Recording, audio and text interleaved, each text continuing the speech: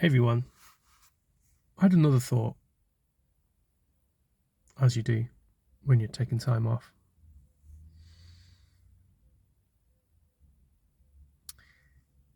Look at all the skills that you've gathered from other jobs that you've been in, other positions that you've been in. Or perhaps you're still in a job, or you're still working at something whilst being prepared to build up your clinic. I mean, I worked in pharmaceutical, in a factory setting. I worked as a debt recovery officer. I worked as a special needs assistant in a local college. I've had admin roles from anything from data entry to credit control to billing work, some of which paid really well, some of which didn't pay that well at all. But it was a means to an end. It was a means to pay for all my training, allow me to save, and then allow me to transition. So for those of you who are still in the current workspace, but are really wanting to become a therapist, either part-time or full-time, my personal advice is transition.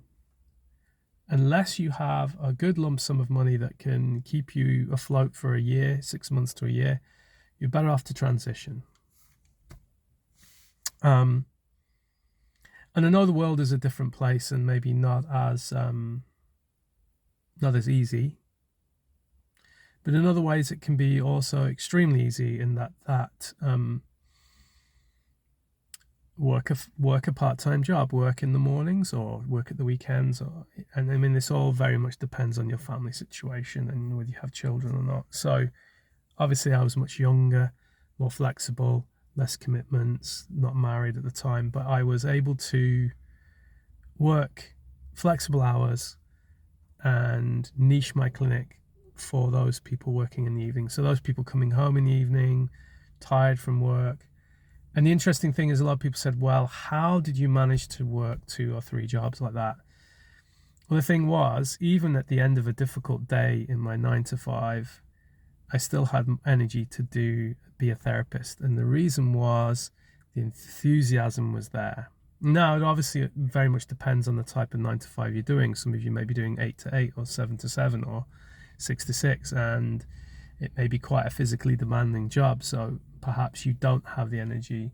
Maybe it's extremely mentally taxing, and you just don't have the space.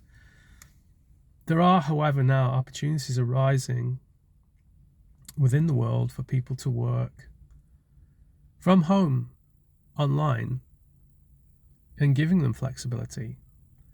So there's a couple of things you need to consider is, unless you have a lump sum of money, unless you have a business loan invested, unless you have somebody investing in you, unless you have enough of a comfort zone to say, I can fly solo for a year, 6 months to a year, then I would always advise transitioning from one role to the other. How do you know when to leave your day job?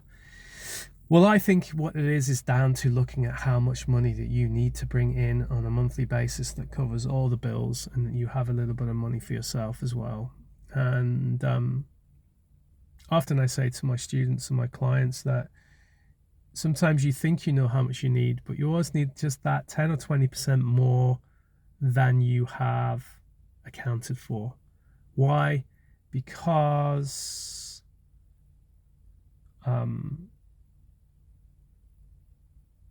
little things get in the way. The car needs servicing. The boiler in the house packed in and it needs to be fixed. The cost of diesel has jumped incredibly high, even more so than before, and I need extra fuel to travel. Whatever it is, you always need a buffer zone. And there are many clients, and I even know quite a few very well-known acupuncturists in Ireland who work 2 jobs for most of 20 years of their life, because the comfort zone of having the day job and then the extra top up of working as an acupuncturist was just worth doing, even at a part-time basis. And again, it's down to how you run your clinic. I'm not just talking about acupuncture here, but this particular chap that I know, he would treat 15 to 20 people a week on top of his 40-hour a week. Now, how was he able to do that? He was very clever. He used a clinic with multiple rooms, and he had 3 people to 4 people an hour. So it meant that 3 to 4 hours twice a week, at 6 hours, he could say 6 to 8 hours, he could treat 20 people, no problem. So there's always ways. And it's figuring it out. It's sitting down and deciding what you really want and how you really want to work.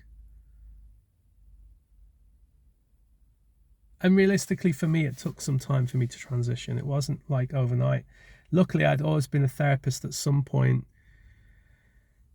right into my 20s, from my 20s onwards. So the experience was there, and that carries itself long term. But make a plan,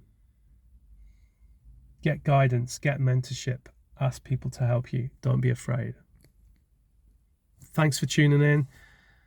Watch out for the next one.